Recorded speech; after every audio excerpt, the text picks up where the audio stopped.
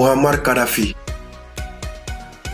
Muammar Gaddafi ATT terikɛ Mali teri sɛbɛba ani farafina jamana caman teri. Gaddafi bɛ fanga ta kuma min na Libi, o y'a sɔrɔ masaya de tun bɛ Libi jamana kan. Libi masakɛ ni tubabuw kun ka di kosɛbɛ. A ye pétrole dingɛ caman di tubabuw ma. O kama u kun tɛ démocratie ko kuma fɔ a ye. Malgré que degun caman kun bɛ Libyɛnw kan. En 1969, Gaddafi ye coup d'état kɛ Libi masakɛ la ka fanga ta. A ye tubabuw jagoya u ka caman fara Libi niyɔrɔ kan pétrole tɔnɔw la. O tɛmɛnen kɔfɛ, tubabu minnu kun ye Libi sɛnɛkɛ dugukolow minɛ colonisation senfɛ, Gaddafi y'o tubabu ninnu gɛn ka dugukolow di Libyɛnw ma. Gaddafi ka san 42 mara kɔnɔ, Libi kun ye diɲɛ setigiba jamanaw dɔw ye. Wa Libyɛnw kun lafiyalen don ka tɛmɛ tubabu jamanabaw tila bɛɛ kan. Nka en 2011, tubabu y'u nɛgɛ ko hali ni diɲɛ hɛrɛ bɛɛ b'u fɛ yen, ko ni démocratie t'u fɛ yen, k'u ma lafiya fɔlɔ. O kɛlen, tubabu taara ni démocratie y'u fɛ yen. 2011 ni sisan cɛ, Libyɛnw bɛ ka ɲɔgɔn faga k'u ka pétrole tɔnɔma da ani ka démocratie tigilamɔgɔw ka marifaw sugu ja.